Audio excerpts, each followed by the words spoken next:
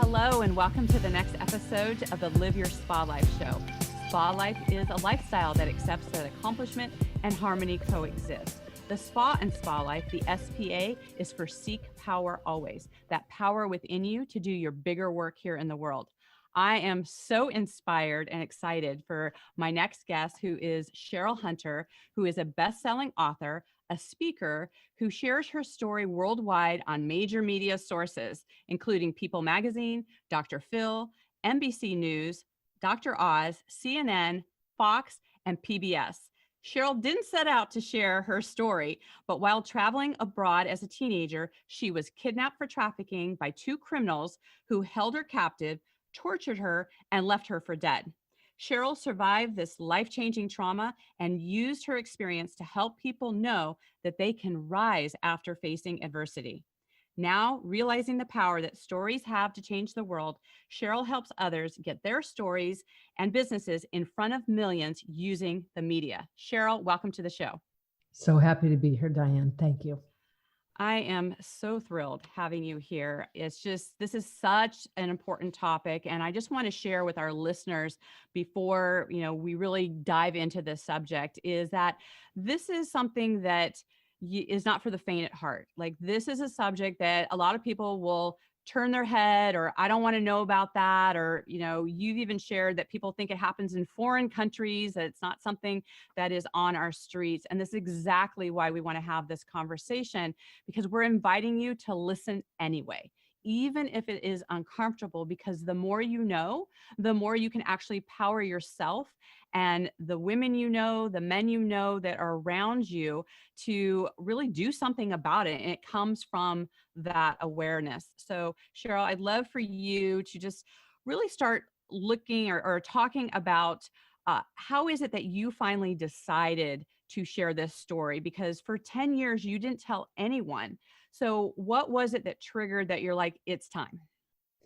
Well, there were a few different factors, but it's interesting. You talk about having a difficult conversation and listening in anyway. But I think it empowers us to look at life from the perspective that it's not all rainbows and kittens. That there is adversity. There are challenging circumstances that we face, each of us, if we're doing anything in life other than sitting on our couch, that circumstances we face that we would never have chosen for ourselves. So if we can find a way to be empowered in the midst of those, I think it'll help each of us collect individually and then collectively be more resilient, be someone who's empowered and therefore can empower us, those around us. But in terms of my own journey, I decided as a teenager not to tell anybody. It was the way that I could come up with to survive. And one of the things I started doing afterward to reclaim my life, quite frankly, was I started taking personal development seminars. I had heard an old adage, a spiritual adage, which said, go through the open door. And I didn't quite know what it meant, but I thought I will take whatever someone suggests to me as the proverbial open door, and I'll do whatever it is. So someone suggested volunteering. I did that. Specific books, I read those. Personal development programs. Okay. Therapy, whatever. I need help, I recognized, and I don't know how to do it, particularly given the fact that I'm pretending it didn't happen so that I can cope, and I'll just push down anything that I'm dealing with. But in these personal development seminars, I took everything that was offered, and I felt so much better when I was there and not so great when I wasn't, an exception of when I was out volunteering someplace, which I was doing full time as well. And I finally asked the people who ran these programs, well, what else do you have? And they said, well, you could get trained to lead them. And I thought, well, I don't want that to be my profession. Why would I want that? And they said, because you would be the author of the distinctions that you're teaching. You have to be in order to teach them. You have to have some ownership over something.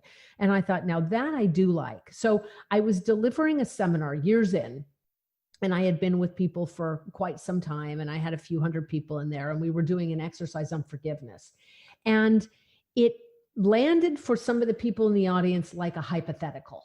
And I was talking that, saying that you could forgive anything. And it's not about forgiving them. It's about setting yourself free. And it was still landing kind of dry for some people.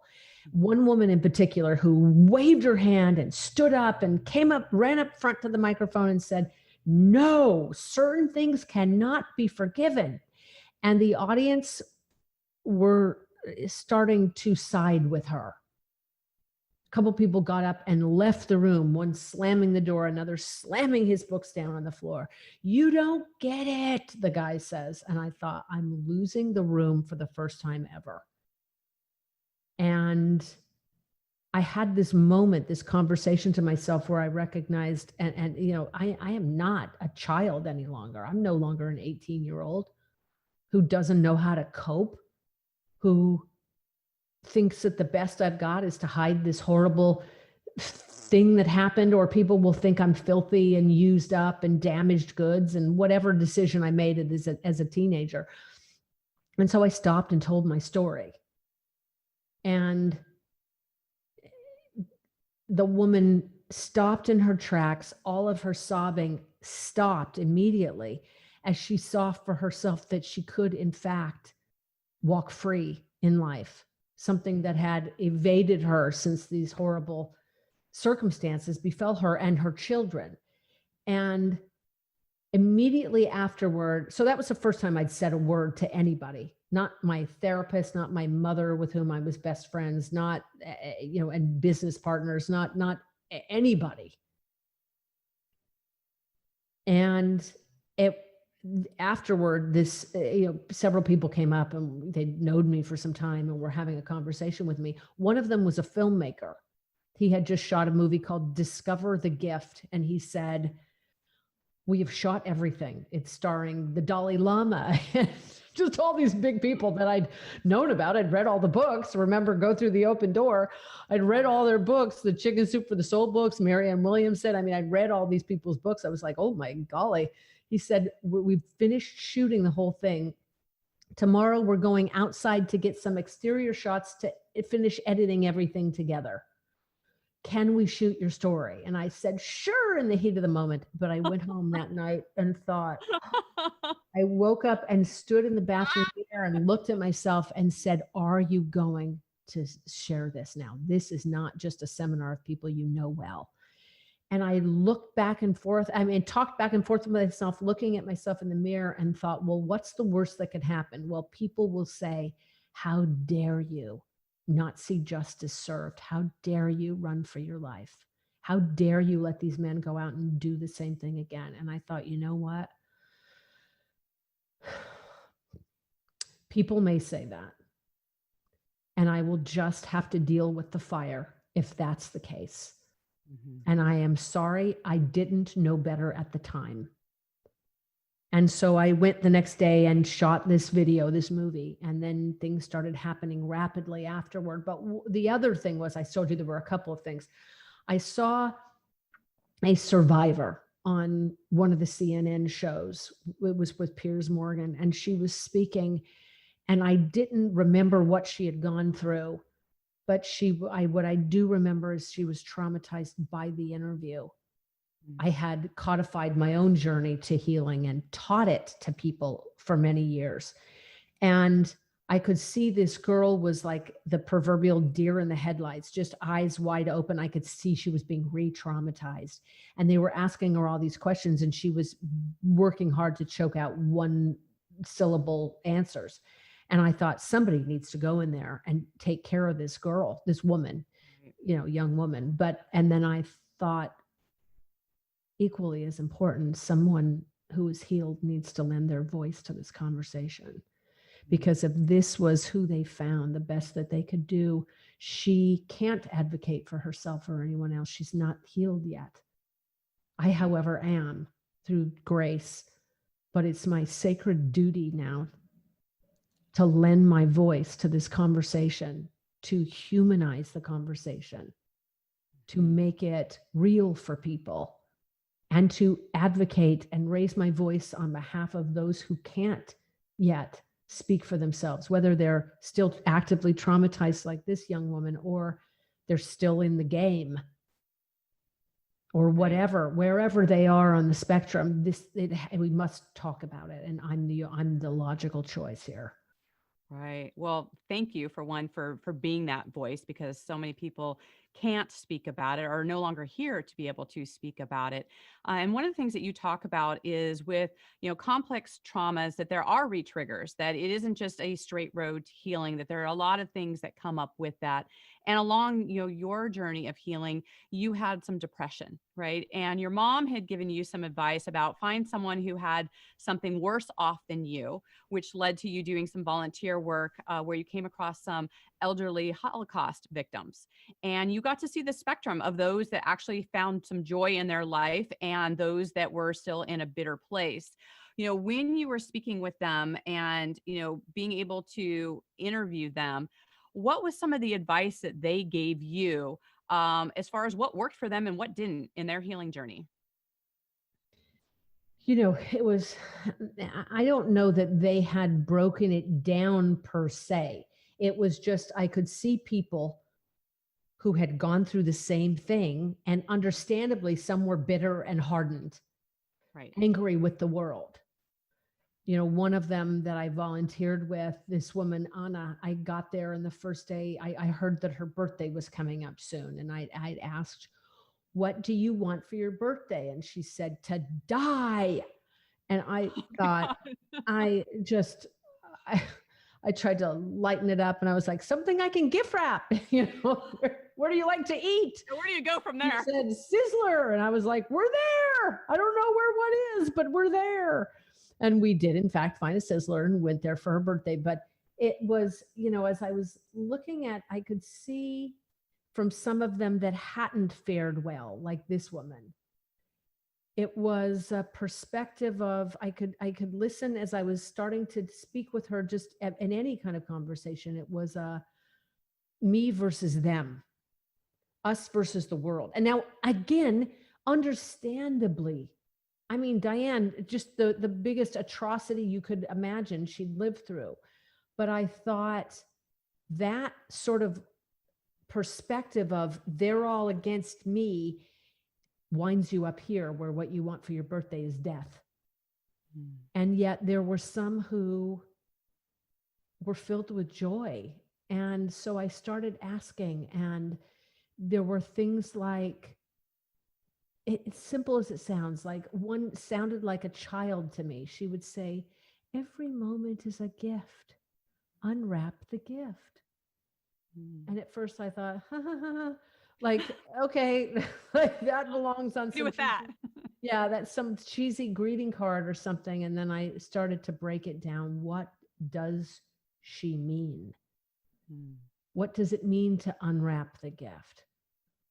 Well, you got to unpack all these pieces. So in the case of everything that happened in France, the kidnapping, it's to go from this is utter hell to it's a gift it's too much of a leap.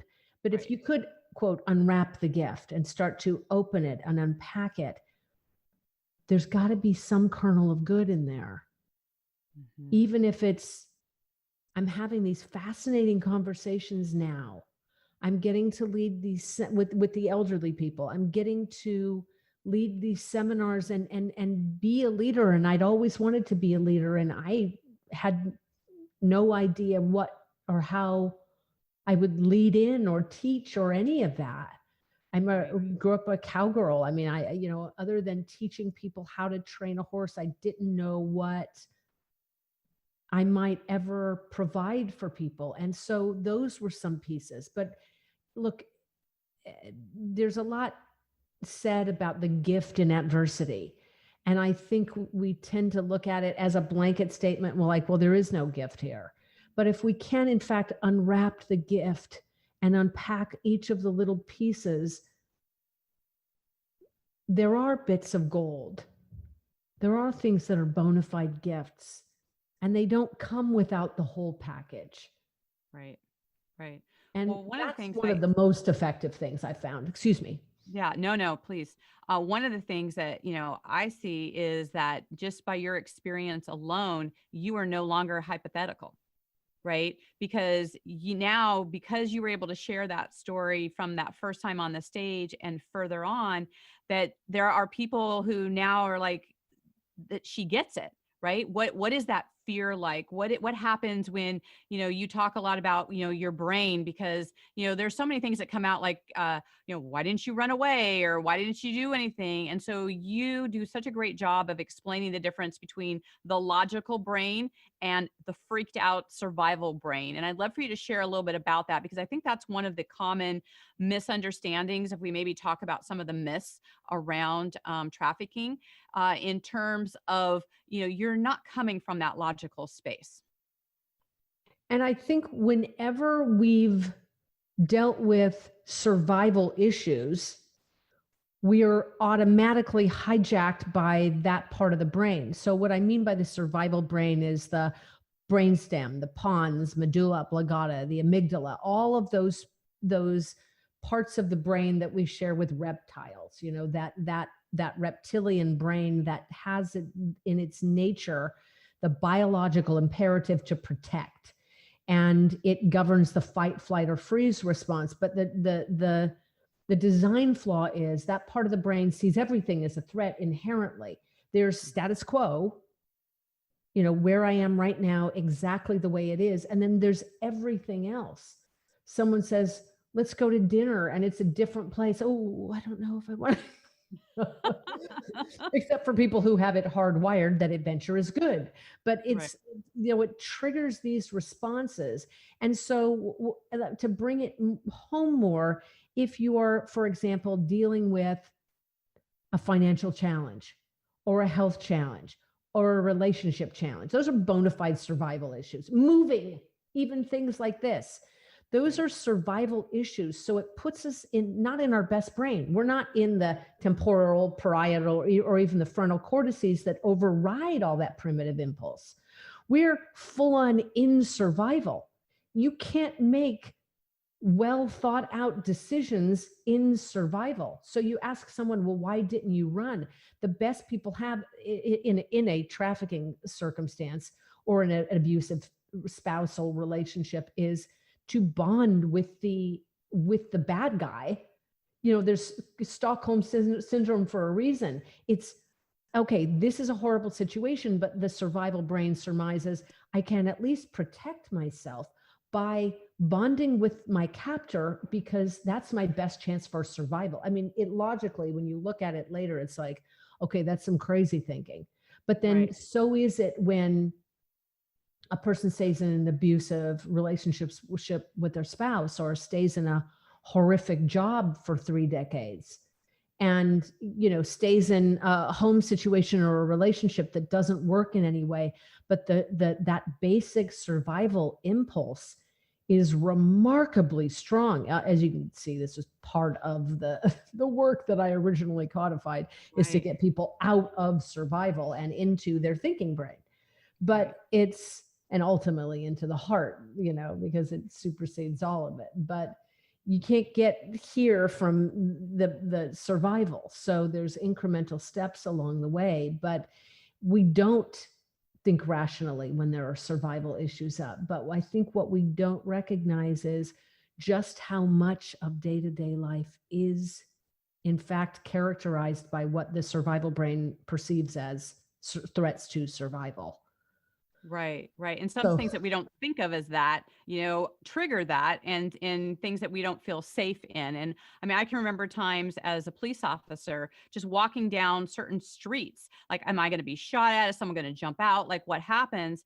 And even particularly, I worked undercover prostitution, and I can remember a time when these 2 pimps came around the corner in their car. It sounded like a scene out of a movie, and they didn't recognize me as one of the regular girls on the street. And they were trying to literally carry me into the car.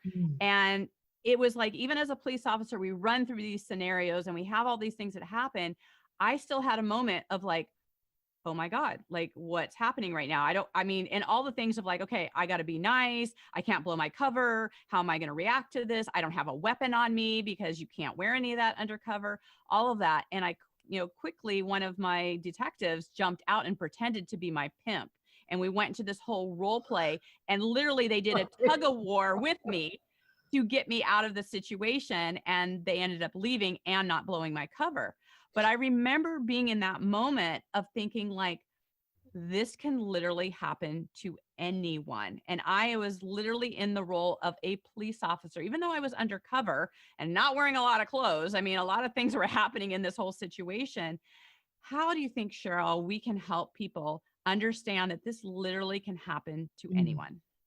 Well, you saying that is a step in the right direction. On my podcast Trafficked, that's one of the things we cover in every episode is, in fact, how I think if we can close the gap between the thought that, oh no, this is for other people, or stupid people, or gullible people, or and no, this in fact could happen to anybody. I think we can start to see it as our problem rather than someone else's problem. And it's funny. There's this video that came out a couple weeks ago. There's a company called Goalcast that does these inspiring videos, and I was honored that they did one on my story. And going through the comments, which I generally don't do, but I wanted to share it. And I see comments right up front. Well, how stupid do you have to be? It starts up front. Okay, I was a child, a teenager. Your brain isn't even finished developing till you're 25 or 26. Let's have a little compassion. Right. But it's the problem is these predators prey on our weaknesses, on the chinks in our armor. And I don't care what you may believe right now, each one of us has those. Whether it's the fact that we've got loved ones that they could play us against them. I'm going to kill your loved ones. I'm going to tell your loved ones, fill in the blank, about what you've done. It's ruining a reputation. It's taking from you all that matters, all that's precious. It's finding out the potential, like I said, chinks in the armor with regard to self-confidence, and then preying upon those. Anybody could in fact be manipulated. And I think until we can recognize that, we will forever see it as someone else's problem, or how stupid do you have to be? And so I think making it our problem that there is manipulation like this going on that leads to, in fact, human trafficking in all forms. I think a great first step in eliminating it from existence in the world is by recognizing that it could happen to anyone. Right. Well, I'm thinking too, like, especially, like a lot of our listeners are, moms, entrepreneurs, single moms in particular. In fact, when I was on the police department, I was a single mom, 2 young girls at the time. What do you think, Cheryl, we can share with those moms to help recognize in their daughters, particularly times where, it seems like there's that phase where you are not feeling good enough. Your self-confidence gets, whacked at, the mean girls that you have. I mean, I can remember these scenarios coming up with my daughters, and it broke my heart when even my granddaughter was talking about in middle school about the mean girls and about how you feel about yourself. And, when you can feel like you're never good enough, or you can't reach that being in with the popular people, right? Any of those kind of things that devalue our girls, these kind of traffickers, they look for those girls that are maybe isolating, they're not feeling us so good, and they use that to say, oh, I can make you popular, or I can get you in with these things. And on the outset, with an adult brain, you're maybe thinking like, oh, well, you can read through that stuff. But as a child or as a teenager that's just trying to fit in, all of those things just mess with who you are. So what can we say to our young kids, our young daughters, about being in that place of manipulation? Well, I think it starts, there's this great chasm that happens, in the teen years when kids naturally pull away. It's part of human development. But before that happens, I think it's especially essential to establish this bond of trust, that there's nothing you could say or do that will compromise my love for you. Yes. And so before that chasm of, the teen years or even the tween years happens, it's to establish that bond of trust and that you can say anything to me.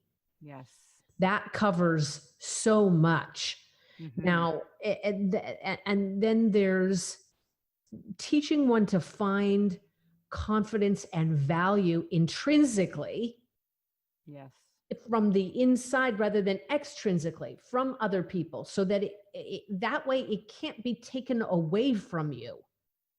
If we can find our own sense of self-worth from something inside, something we're good at, something we are able to do well. I'm going to reflect back to a moment where one of the Holocaust survivors had said to me, he said, "I can't control everything. I can control some things." And what I extrapolated from there is, well, what can't I control? Well, the weather, what other people do, the way circumstances happen in life. But what I can control is my mindset, who I associate with, who I surround myself with, eating well, sleeping well, getting exercise.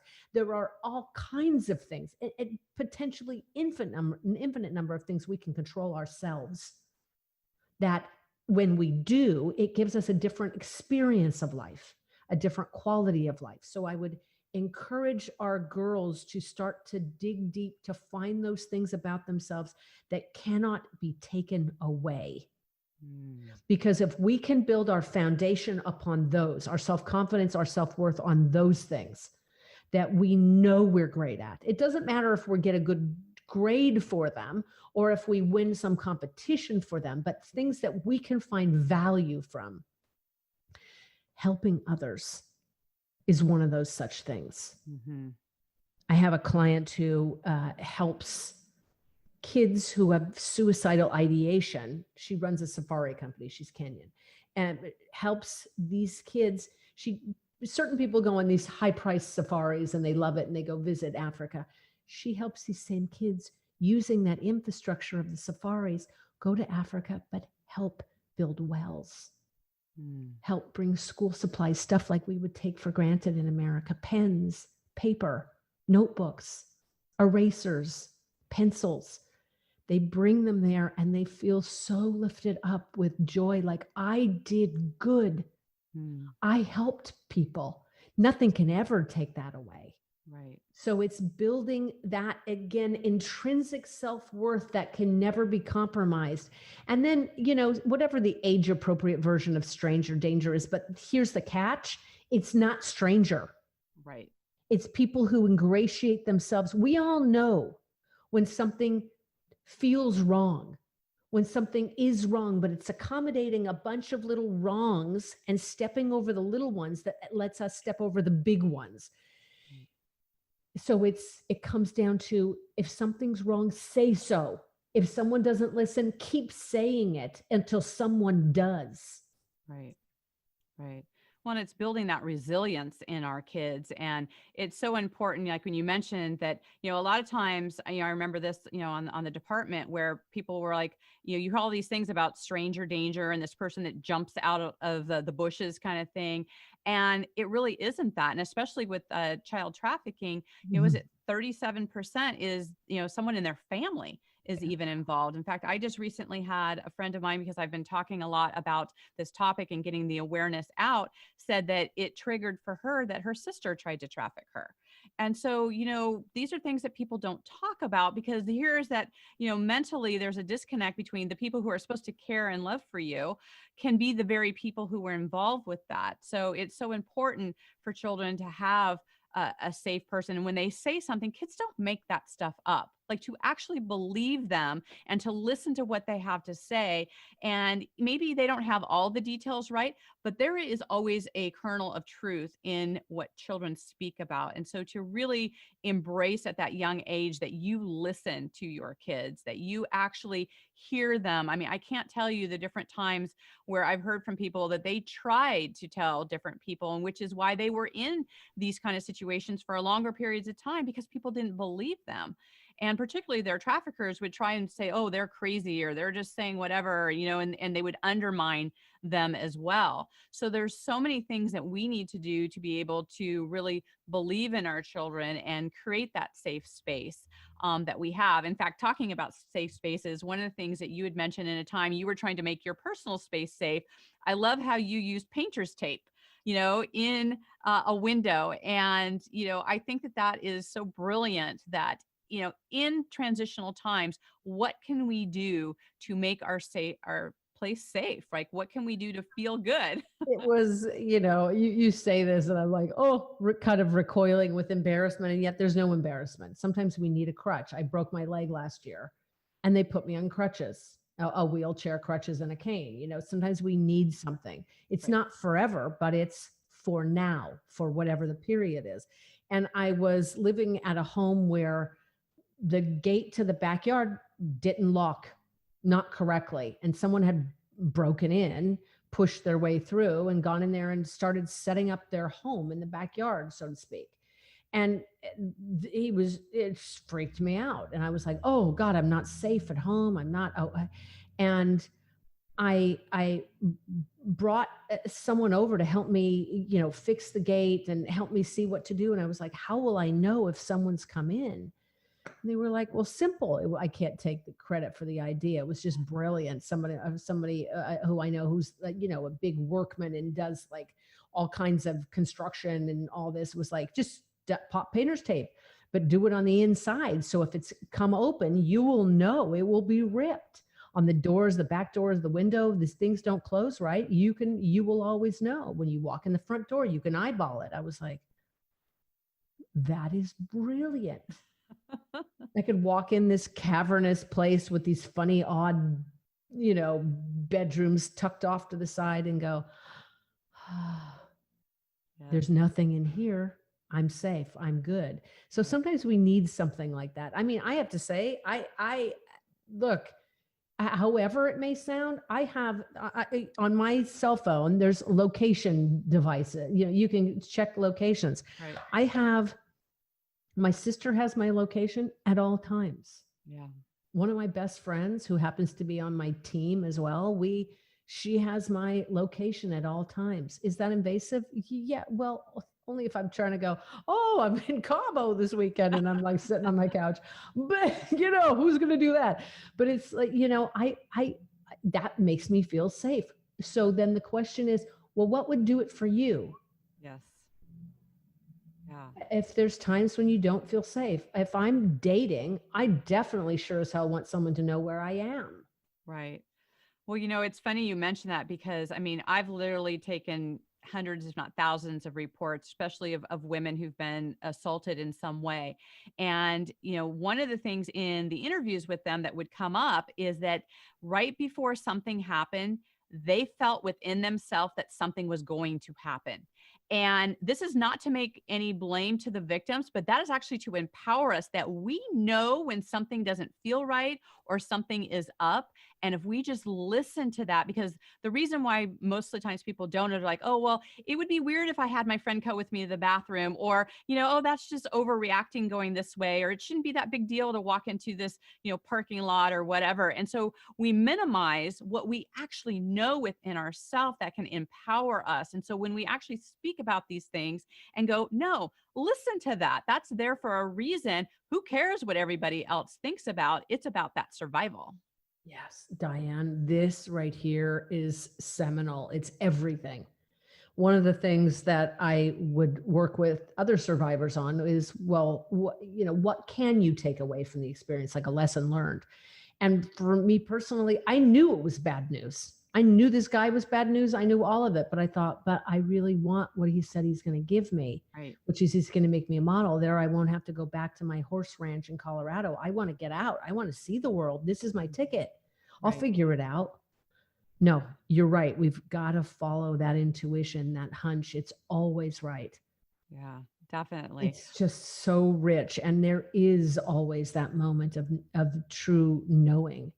Right. Absolutely. And it's so interesting. And it's part of it is what's ingrained of us, of what's considered rude or impolite or whatever. If you just like got up and did something different, or you slapped someone's face, or you just like made a scene, or whatever would happen. It's interesting where we put ourselves in these vulnerable positions to make other people feel comfortable. And so, it's like, or rude or hurt. It's like, what do you Yes. want to look at? And you can always apologize later, right? If something is, you misread a situation, but always err on the side of yourself being safe, for sure. It's like there's another thing to teach our girls, right? Yes, And definitely. that's such a good one. Yeah, Because we do all, nobody can take, that's one of those things nobody can take away. Your right. gut will never lead you astray. Definitely. Wow, Yeah. that's great, Diane. Um, that actually reminds me of a time when my one of my daughters, when they were like young, like toddlers, and we were out with my parents, and some of their friends had come with us. And a natural thing for an adult is to grab the hand of a child to walk across the street. Well, my daughter didn't know this friend of my parents, and they had grabbed her hand, and she just whipped her hand away, and she just said, "No one touches my body but me." And my mother looked at me like, "What the hell are you teaching these kids?" And I'm like, "Well, she doesn't know them, It's like, it's okay." Man, that right there is a mantra. I want to see t-shirts made out of that. Right? No one Right. touches my body but me. And she's now like that with her kids, where she's just like, "Hey, we want to know who's around them, what's going on." I mean, she's a pretty overprotective mom, and she's like, she's been doing a lot of research with me as well about, trafficking. I mean, just our area in San Diego County, 3,000 children get taken a year, just in our area. And so for people just to have more awareness around this, it's just made her ultra aware of like, the older kids being online, who's connecting with them, what are they saying, do they really know this person, what's happening around all of those things. And so we want to be able to control the things that we can control, be aware of what's happening. Which actually reminds me, one of the fun things I like to ask guests on my show is, because we feel differently in our bedroom versus our kitchen or our office, what is your favorite room in your home and why? The main living room, kitchen, sort of great room area, I've actually moved my desk out here, and because I can see the ocean, Love it. and I it makes love me it. so happy. I love that. And I love that you've been deciding like how you want to spend your time. And the reason part of why I asked this is that, the spaces that we spend time in, we feel safe, we get to express ourselves. And one of the things I did when I first retired from the department is I help people really look at their spaces. And then it became like, well, how are you looking at your life? But one of the things about the spaces, I had a lot of people actually make their master bedroom their office because it was the brightest, there was the best views. They chose that because they spent most of their time in there. And then Mm. they put the area that was considered like an office, more of a small bedroom, quiet, they could sleep and have that sanctuary. So I love the intentionality. I think that also kind of really builds like how we are choosing to do the things we want to do in our space in our life by how we interact with the places we live. It's just such a beautiful way to look at it. I love that. Yeah. It's I recently came back. I had visited my father. It was his birthday, and I wasn't keen to travel during COVID, and yet he's at an age where, yeah, there's how many more birthdays are there? I'm not. Right. Of course, I went, and I came back feeling slightly under the weather. It wasn't COVID, but I just something else, and I thought my bedroom was very bright, and I just hung up these. I made a makeshift blackout curtain, and I tell you, it's like it's revolutionized my sleep. I don't have to be up at 4:30 in the morning or whatever I used to wake up. It's just there's something about allowing ourselves to change as well, and like there's a different season happening. There's a different season happening right now in the world. There's why not in our own lives? Yes. Yes. I I just love love that. what you said. It's so brilliant about the way we live. It's just brilliant, Diane. Thank Right. Thank you.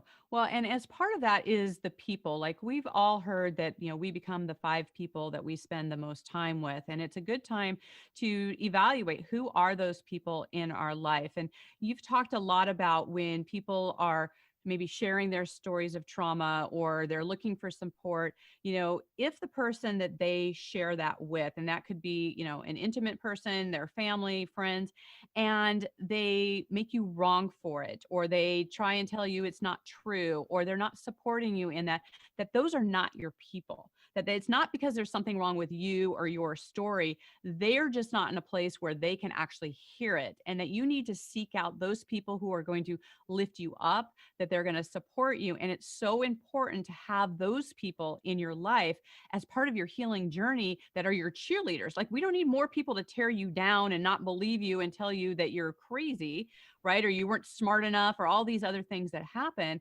It's so important as part of that journey to have the people in your space that are going to lift you up and go, you know what, you did the best you can. No matter what you did the best you can in that situation. Of course, anyone would go back and go, oh, I would do this and I would do that, and that drives me nuts, especially, as a retired police officer, about like, well, why didn't you do this or that? Well, I don't know. There was a gun in my face and I had 3 seconds to make a decision. I made the best decision I can in this moment with everything I knew. But of course, we always get more information later. And so you have to give yourself a break to be like, you know what, whatever those circumstances were, you survived. And the fact that you survived is you made the right decision. Yes. There's something as well, you talked about the people that surround us, the 5 people surrounding us. I heard this from a friend of mine, a woman who's quite a bit older than I was, and I had been friends with many years ago. And she would say, at the time, I remember thinking, but I want, my best friend or my family or friends or husband to fulfill all the facets of me. And she said, well, honey, that's you're looking at it in a very young way. That's fantasy thinking. You will, what I've found works best, she would say, is to have friends or relationships that fulfill a particular facet of you. Like, you're a diamond and you've got this facet and that one, and these relationships fulfill that. So I know I've found with survivors that being in a group can be a very empowering place to be. And that's something that can work. And so being in a particular community of other survivors might be a place to share a story. Whereas it being in an empowering group of entrepreneurs, is that like here, that there's another empowering way to fulfill that facet for yourself.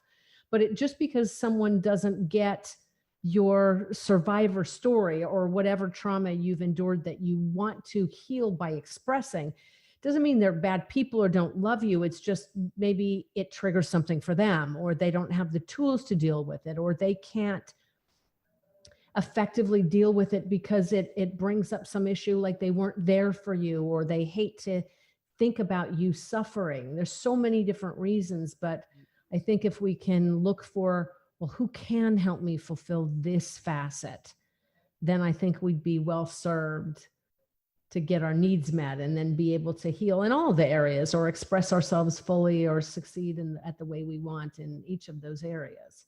Yes. Yes. Oh, I love that so much. And, one of the things that we like to have a theme, and this year we are really looking at being a force for good in the world.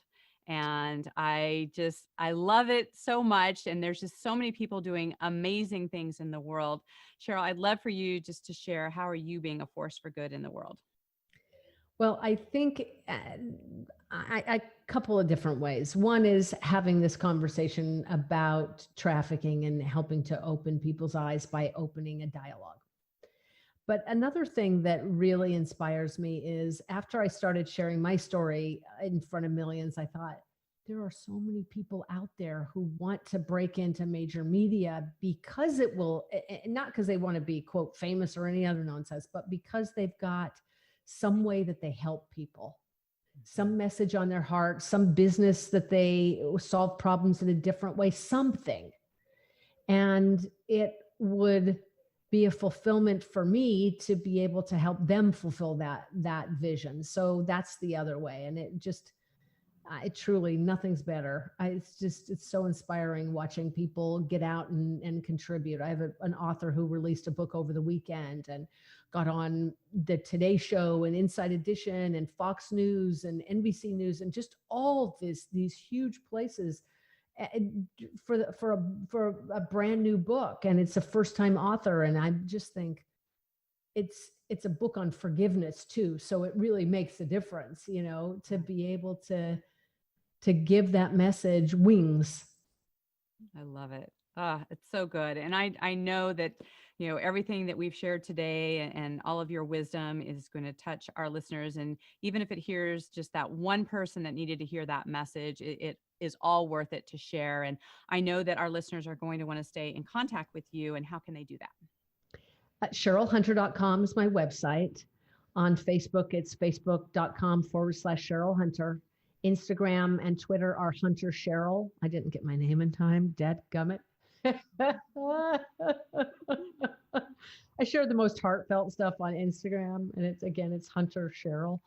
But then there's also listening to the Traffic podcast, and I have another podcast as well called Rise, which is where I interview people who've gone through some significant adversity, have overcome, and then have gone on to pay it forward in a measurable way. So that's another thing that I recommend you listen to when you want a little jolt of inspiration.